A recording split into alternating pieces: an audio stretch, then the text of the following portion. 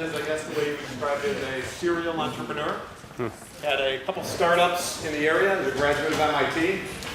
One of the startups he went to is Harmonix Music. You may not have heard of the company, but you've probably heard of some of their products. So Eric was the director of engineering on both Guitar Hero and Rock Band and several other music-related games.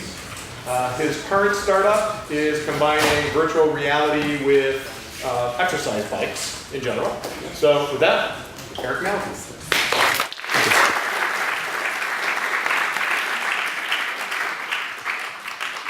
Thank you.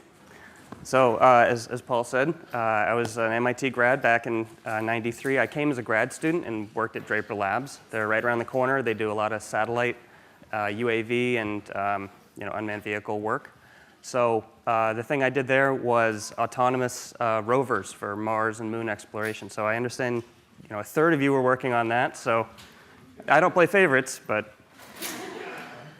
so VirZoom is a company that I founded 2 years ago with a business partner.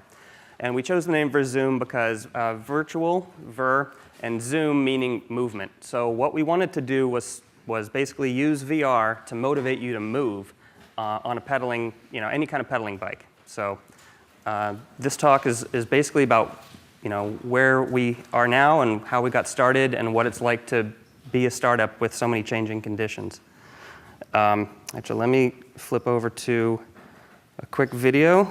This is an investor video, so this isn't something you'd see to buy the product that we made about a year ago.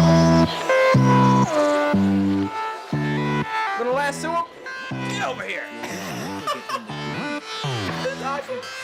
Okay, I'm doing it. Using VR. Cool. You like it? I'm flying, Tamron, I'm flying.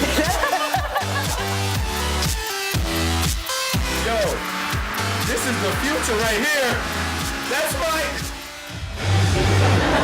I'm Eric Malafeew. And I'm Eric Jensen. We created VirZoom to give you a great workout while moving through virtual reality. Pedaling and winging are the most natural way to move through VR. They really make you feel good. We've created the ideal bike controller and motion software to move you through VR.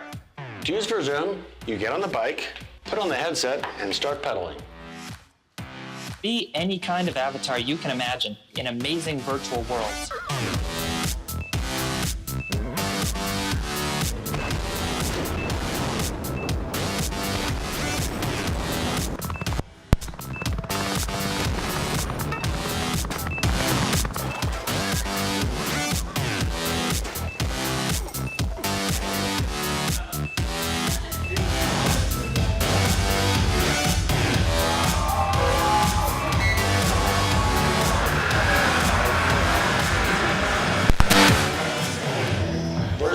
Your emotional and physical reaction.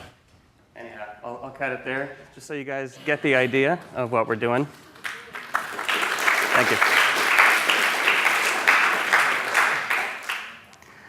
So, we started out with an idea, and lots of people, I'm not sure if Paul was one of them, said, that's crazy, that's stupid, don't do it. And you're going to hear that anytime you try to start something new. So, the idea of using VR this way, everyone said, well, you're going to sweat in it and it's going to make you sick, because those are the two big problems with VR. So we didn't want this situation, and the way we went about it was by prototyping and just building small and kind of growing outward from there, since we really didn't know what we were going to build. So I don't know if you guys know this philosophy. It's called lean startup, and it says, well, instead of presuming you know everything and build it from front to back, you take what you know and try to put it all out there really quickly and kind of crappily and see, what people think of it, and try to sell it if you can. And there's lots of ways to sell an idea. You don't necessarily start by charging money. You might take it to a show, and we took our early stuff to lots of shows, and people told us sort of, this is what's wrong with it, how to make it better. And that's kind of the way we've evolved as a company. It's like every month we would put something out there and get feedback and make it better. And now we're on the verge of having VirZoom in gyms with Life Fitness as a company. Samsung is sponsoring us. We're making a little sensor to sell with their new phones. And Google's working with us to VirZoom anywhere using Street View and Google Earth. So things have taken a while to get there, but that's what you get with persistence. This was our initial prototype. So I'm not sure what your guys' projects look like, but they're probably something like this. That was my daughter's bike, because you could step through the frame. And I built a speed sensor, basically making tape and IR on the back, and put a little potentiometer to measure the steering handlebars, and an Arduino, you can see just taped to the bike. And then we ran that in Unity, which is a game engine. How many of you guys have tried Unity or any kind of? That's great. It's awesome.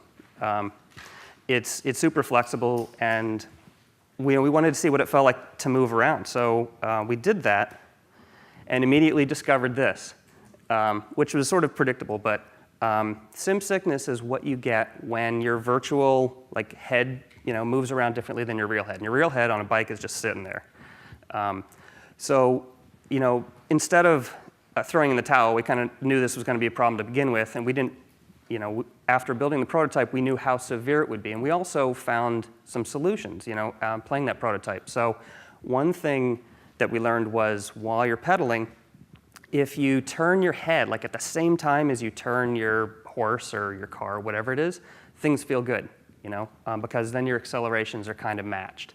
So, but we can't sit there and force people to turn their heads when they want to turn. And we didn't always want to turn where they looked, because then you just fall off that cliff or something. So we had to come up with a solution that let you steer and look around independently. And I can show you a little bit about that.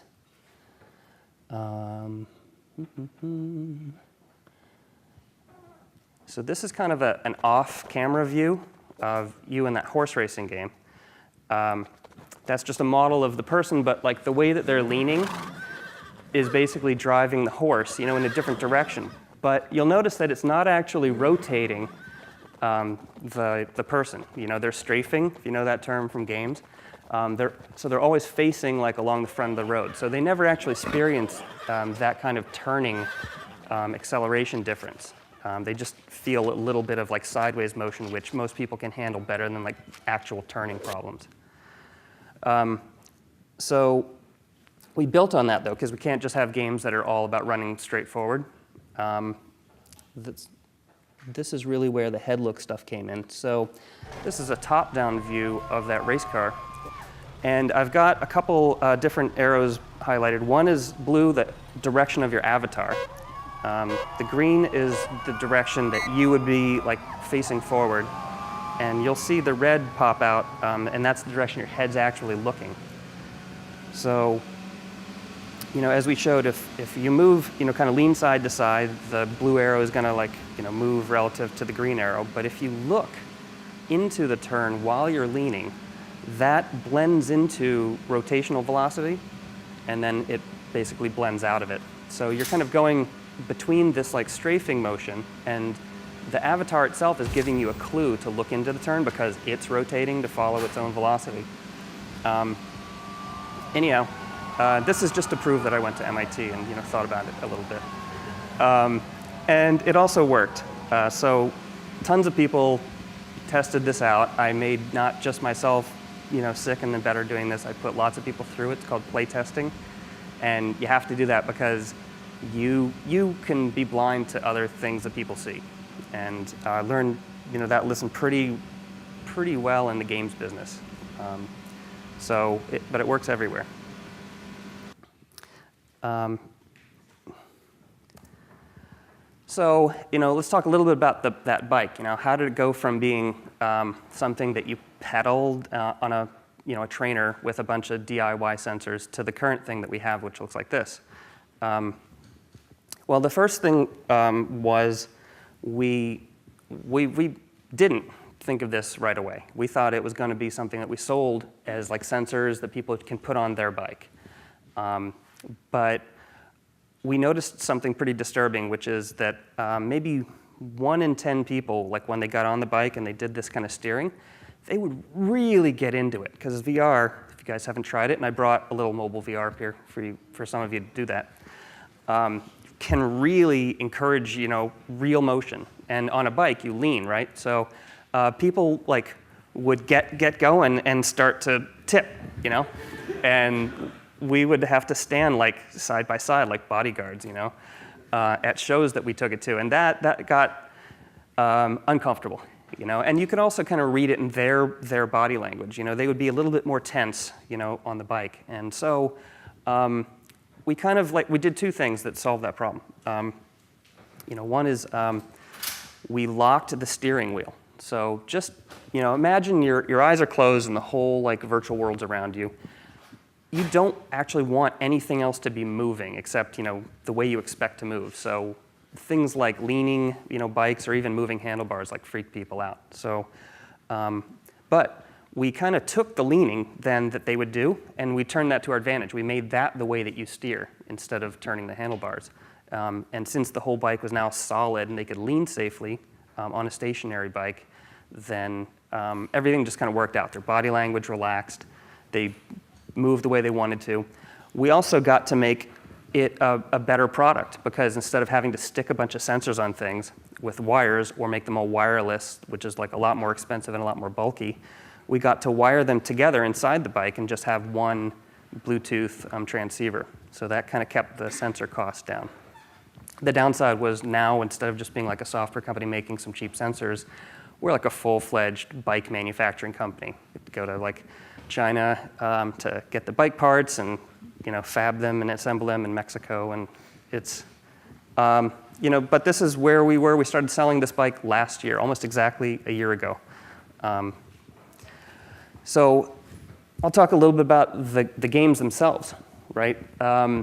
They're specialized games. They're designed to get you moving. So if they didn't, we'd kind of fail as a product, So we didn't just want to make Call of Duty, nor really could we. There are some limitations in how fast you can turn, even with our tech.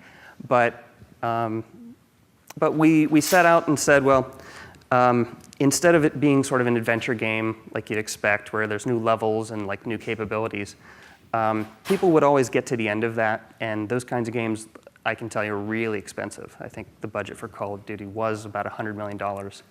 And we're a startup that's lucky to get $1 million a year, from investors. So what we decided then was to sort of make these arcade experiences, and the essence of an arcade game is you replay it to get better. So they're very score-based experiences. They're distance-based. The longer, the better you get, the longer you get to play. You can easily jump to another one if you fail out of one. And we got to not just make new levels, but whole new avatars, and these are the ones we've got that you've seen, and we're building new ones in addition to that Google Street View type stuff. I guess the other just important thing was we didn't design games where you just flat out pedal until your heart blows up, which would have been easy, right? The race games are all like that. So we had to kind of design games that you got benefits from pedaling faster for short periods of time. This is interval exercise. This is what you try to do at the gym, when you pick that hill program. So, and then you can kind of pedal normally for a while and sometimes after a burst, get a break. And we just tried to incorporate that all into the game so that nobody ever thought they were doing exercise. It was just, that's how you win at the game. And it's been super fun, and it's also people would hear about it last year and go that's really weird, and I don't know if I want that. So we would have to take it to shows, and put people on it, and then they would totally get it. But there's still kind of that upfront problem that people can't really visualize what this is like in VR and why it's so cool. So that's sort of taking us new places as well. VR. How many of you have tried a VR headset? How many have tried a mobile VR headset, like a Gear VR or Daydream? Yeah? So we started out on the PC and the PlayStation 4, which were there's still several $100s, plus you need the computer or the PS4, but they give you the best VR experience. They have position tracking, so if your head moves, it knows that, and so you can change perspective on the world. And we use that to know how much you're leaning. So we thought, well, console VR, that's going to rule the world for a couple of years. Facebook just bought Oculus for $2 billion, whatever it was. That's going to sell like hotcakes, right? It didn't. It hasn't. It's still like kind of too expensive and too tweaky and doesn't really have enough games for people to all own one. And kind of our premise was, not all gamers are into fitness. We hoped, to get like some part of them into fitness, because they're probably not going to go out and buy a whole VR system for us, right? But that's kind of where we were. And so, fortunately, Google released a product called Daydream at late last year, and Samsung followed it with their S8 phone. And these things have the newest like Qualcomm chips in them that are really VR capable. Not like cardboard, but like you could take our games and sort of like remove half the detail and still play them. So that is something that we think our customer would actually use. And since it's mobile, you could take it into the gym. And the last piece is this VRVZ sensor that we've developed. So we've kind of come full circle from that initial bike prototype where we were going to sell sensors on things to something that you can strap on any bike. You can take it to the gym, and you can take your mobile headset with you and get a workout. And it's a lot more affordable and portable and easier for everybody. The key VR like evolution that made this possible was these hand controllers. So a year ago, all those systems didn't have hand controllers, and now they do. The Vive, the Rift, PlayStation, these things. So this is where our buttons come from. You can't have a tank game without buttons. You even need it for the flying. And so we've totally pivoted, and this year we've designed the sensor and moved all of our stuff to mobile, and it's all going to be ready by the end of this year. So I'll show you a little video of that. This is sort of an experiential thing. I don't have the music on here, so this is just what stuff sounds like when you don't put music on it. Oh, that was the one. So this is really like an end-to-end experience that people could get, and they could also see themselves like using and paying for, more so than like a full bike or a full VR system. And these are what the games actually look like on mobile, so they're doing pretty good.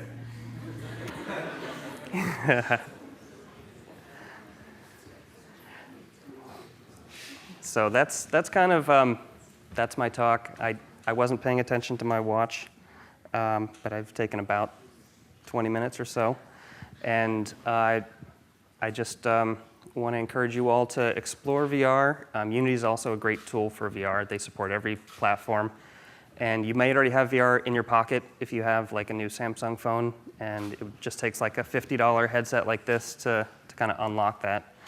And look for the VirZoom sensor and the bike that are out there. We, in addition to making these games, have a free SDK that has like talking to the bike and also all these motion controls in them, so you don't have to refigure that stuff out. And you can just start with, the model of our bike is actually what we put into that game, so you're just riding the bike around, but you can replace that with a car or a dragon or a jet and start to make your own games. So that is kind of what VirZoom is about, and I'm happy to take any questions and go into any detail you want.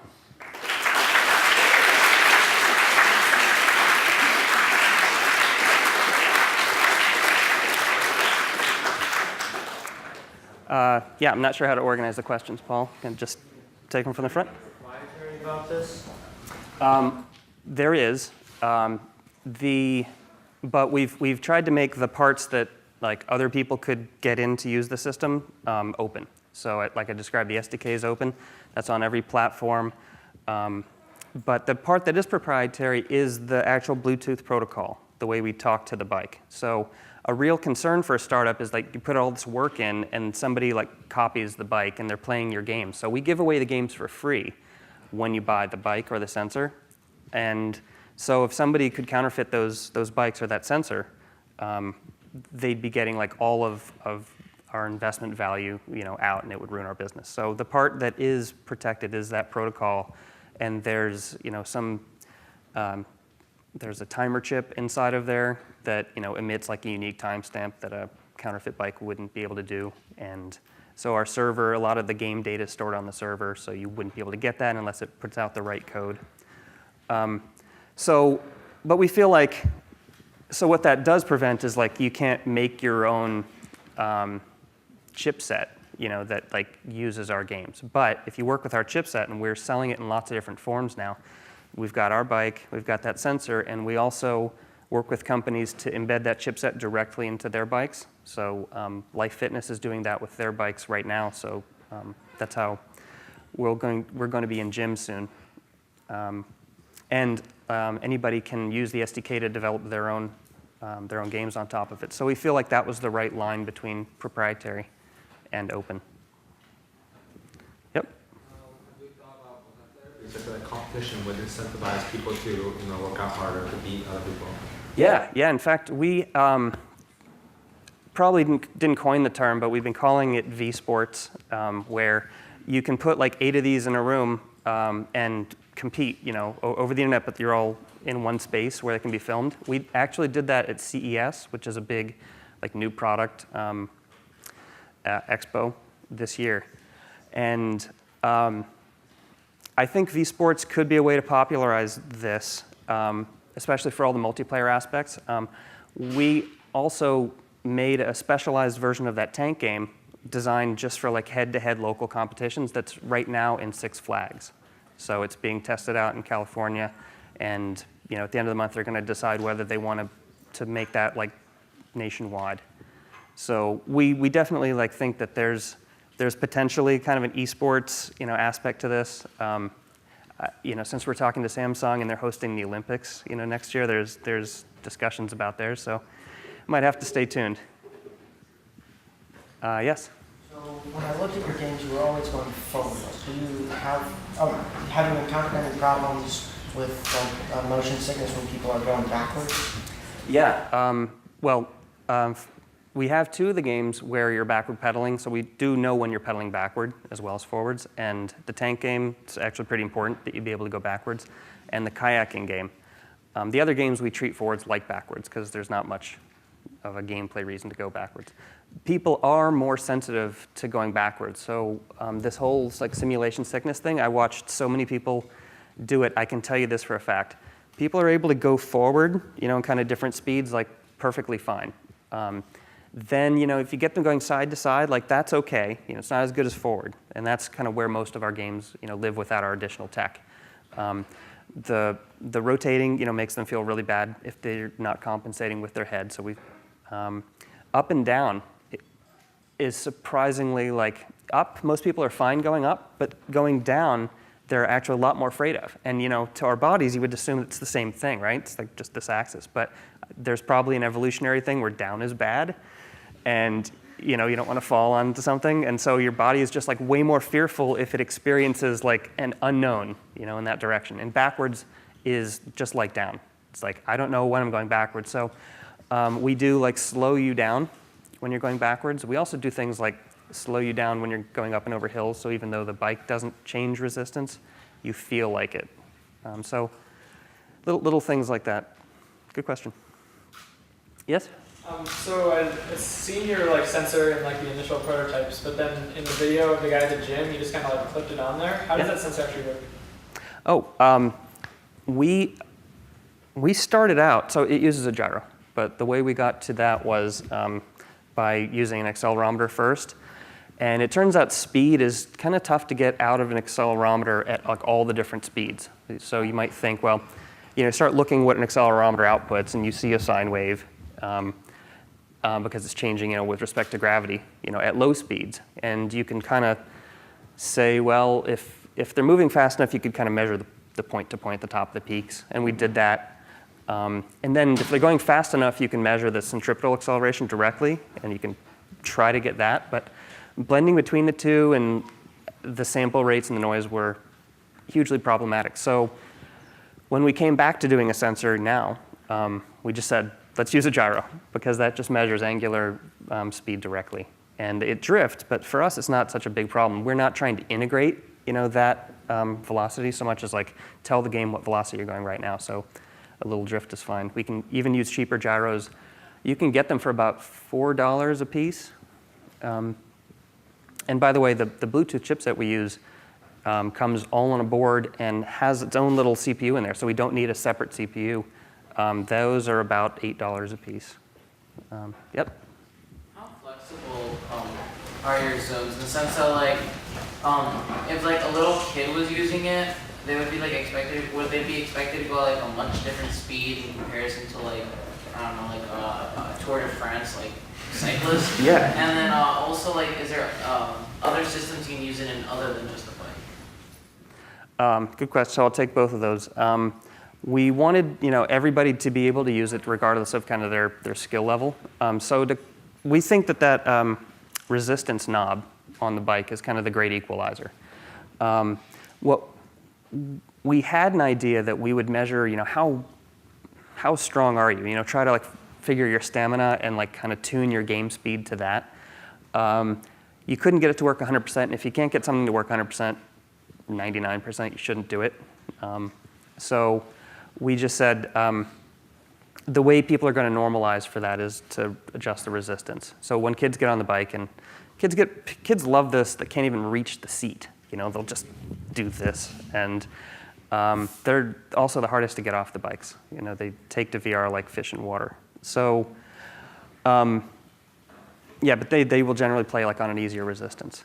The other question about like whether this will just be on bikes or not, or other devices like steppers or rowers or treadmills, we had a lengthy legal process to evaluate the safety of doing this, because nobody's really had a product where they're completely covering their eyes, and moving around VR in ways that their body can react to. So everybody was actually kind of paranoid about that, and so we did lots of tests and basically ended up with the bike is the safest of all of those, and also just the most natural in terms of like you move going forward. And it's because you're sitting, and it's because your hands are on these handlebars, and it's also a system, and this is kind of subtle but important. Since we're using your head position to measure your lean, you have to know with your eyes closed if you're in the center or not. And it turns out like that's true on a bike. It's not true like on a treadmill or on a stepper. So we'd have a harder time using your head position to steer you on those things. There's also more head motion going on in those things. And a treadmill, never. With VR, people would face plant, and that's there goes the company. But I wouldn't rule out rowing. These like rowing machines, even though you're moving forward and back. Something I didn't mention was on the mobile VR, we're not using head position because they don't have head position tracking. And the next generation of mobile might have it, inside out. But we're using your head tilt instead of position to be that steering input. And that's still separate from the look direction that we use to know whether to turn you or not. So it's 70, percent is good. But that's something that we could use on a rower. Yep. So if you're a serial entrepreneur and you're following the lean startup model, you probably think of a lot of ideas, but some of them aren't as good as others. What makes the difference between you saying, I'm going to make a company out of this, or just disregarding the idea? Yeah, it's true. And to be honest, this is the first company that I myself have founded. But when Paul described me that way, he knows that I've only worked for startups. Any company larger than 100 is kind of too many for me. So, all of those companies had the same kind of qualities, being very open to new ideas, evaluating them quickly. I guess when the time came for this company, the feeling was it was a bunch of factors. VR has the potential to be like huge, and like you want to be a company that's in early in a huge thing. And there's a lot of factors outside of your control, but if you do your part really well and that works, it could be great. So, and it was something that I felt like a lot of people could not do as well. So our background and the people that work for us have done robotics. That there's other people that came from Draper Labs that are working on the sensors for me. There's people who worked at Harmonix on the graphics. The motion control stuff is not easy to do, and there's maybe 2 or 3 other teams out there that would do this, and they would then have to go get funding and convince investors that it's not crazy. So with this particular idea, we felt there was something there that we could get a head start on, and if we could kind of lock in that market, when it does take off. And lock in the market means you've sold a lot of sensors or bikes or something, and now people are using your SDK. That things would be good. But you have to make 5, 10 things for every one thing that kind of succeeds. You just try not to spend too much time on them before you take them any further. And with a startup, you're not just thinking is the product good, but is the cost good? Is it reliable to manufacture? How are people going to actually buy it and use it? So, and the only way to learn that is to actually try to sell it to people. So do that. Yep. How are you marketing these spaces? That's a great question, because also as a startup, you don't get a lot of money for marketing unless you do it in the other direction. So we're like a product-focused startup, and that just comes from me being me. I won't promise something that can't be made, and I make it really quickly, but a lot of companies will go out with a story and a great video, and sell that, and that's, their marketing, and they'll get so many, Kickstarter bids, and they've got their initial orders, and then VCs look at that and say, we want more of that. And having that VC funds, half of that can go to marketing, commercials or sponsorships. So we didn't do that, and we've tried to get those kinds of sponsorships, but it's coming, from the other direction for us. So most of our budget has gone into product development, and the product is what is actually getting companies like Samsung and Google and Life Fitness to move with us now, and that's where our marketing is going to come from. And it'll be in different directions with each of those, but for instance, you might see the sensors this fall in Verizon stores and T-Mobile stores up on the shelves, with little videos playing. Maybe we'll get some more online marketing. Maybe we do some more VSports to, kind of raise awareness in a central way. But marketing costs a lot. You basically have to take half of your millions and go that's marketing, and that's a really tough thing for any startup. Yes, over here. More big companies or individual buyers? For the product itself, we've been focused on the individual because we think it's more of a home product. Now, with the Life Fitness bike, we're selling, the companies, the gyms in particular. So Life Fitness is putting the tech into their bike, but we're going to individual gym chains and saying, here, give this a try. We've done it in 10 gyms already. People loved it. Here's how it can work. You get an all-in-one headset that people come to the front desk and check out bowling shoes, and return that when they're done. And so that's kind of the business focus. In our wildest dreams, we said, well, everyone's going to want this on campus or in their office, and so we'd have a big B2B business, but and they have more money, but it's just as hard of a sell, and you get into the sales cost. So marketing is one cost. Having a sales team that's just going and pounding the pavement and selling this stuff. Do you guys watch Silicon Valley at all? All right, that is this. It's it's a documentary. It's where things are going, and it's actually the area of the company that we're bulking up right now, is that sales team.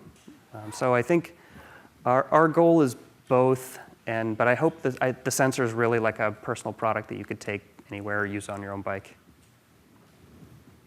Yes, in the back? I'm curious, does your bike, measure heart rate? And if it does the program, take into account whether the user's heart rate is going too high, something like that?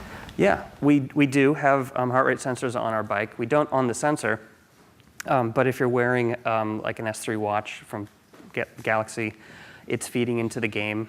I can't actually read the Fitbit heart rate data into the game because they're not open that way. But the value of the game knowing it is just you can see your calories, burning down, and you can also put up a display if you're the kind of exerciser who wants to see your heart rate and keep it in a zone. Like that's what a lot of cardio does. We don't have anything explicit right now to say get off, the bike, it's too high. But we also don't game the heart rate. That was actually a requirement by Sony, which leads me to believe they got into some kind of bad situation where people were like trying to get their heart rates up. So it's just there like kind of for informational and calorie purposes. And people can, on our website, when they make an account, they can describe, gender and weight and age, the other factors to get that calorie calculation right. Sure. Yep. When do you think VR is going to get more popular? Well, when it's cheap and has a lot more fun, games and things to do with it. So the direction we see that coming is in these mobile phones, because in a year or two, like you're all going to have phones that can drop into one of these, and then you just need a reason to do this. One reason I take this around is on planes you can be watching your own like 10-foot movie screen. That's kind of the Netflix reason to have VR. Our thing is hopefully another reason. Games right now aren't there for me, but I'm really waiting for some sports games like FIFA. Games that I think you play right now on a screen and you want to see like all the people on the field, but you can't because you zoom out too far to see them, but then you can't see your guy, and you zoom in too close and you can't see everyone else. VR is perfect for that because it has this really wide field of view and you can glance up around. So I think, but there's a chicken and egg. Like the VR companies have to sell enough VR headsets for a big company like EA to want to make games for it.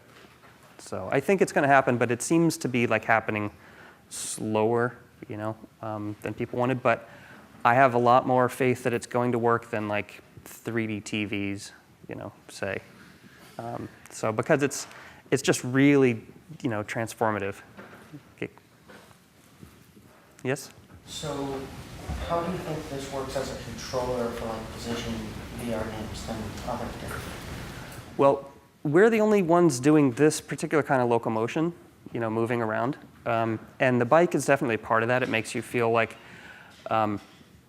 it's an intuitive way to move around, right? Like pressing forward on a joystick isn't. And that's fine in a game when you're playing it on a TV. But when you're really first person and you're moving your whole body, when you press that, it just feels weird. So other games though, so Skyrim, VR was announced, Doom was announced. People have been experimenting with different ways to move around it. Most of it is teleporting. Like I want to go there, and you'll jump to there, and you'll maybe blend really fast to there. Or they won't even try to be first person. You can kind of be a third person viewpoint while this is all moving around. We would love, in fact, part of the business model is to take that SDK and approach companies we think would be good fits for VirZoom and offer them, $10,000 to integrate it. It might take them a week. And that's kind of the scale, of funding for that. I think we probably have time for one more question. I haven't taken anybody over here, sorry. Yes, Brent? Could you speak a little bit as to the funding process for your company? That's the part I know the least about. I actually know a lot about it, but I'm not the point guy. But that's part of the learning experience. So my business partner, Eric Jansen, was a VC in a former life and a CEO, and an investor now. And so most of our initial funding, a few $1 million, has come from an investment group that he himself runs, which is kind of like crowdfunding. It's a bunch of angel investors that come around, kind of to his way of thinking. And they're all unified by they all talk about economics, and that's his big thing. So I guess they were looking for disruptive technologies. We're the fifth company that they've sort of invested money in. And we've also done a few crowdfunding runs with Seed Invest and Net Capital, which is a local Boston company These are things like, unlike Kickstarter where you're not like buying the product, you're actually buying a piece of the company with your $100 or $1,000, but it lets people get in at a lower cost. So.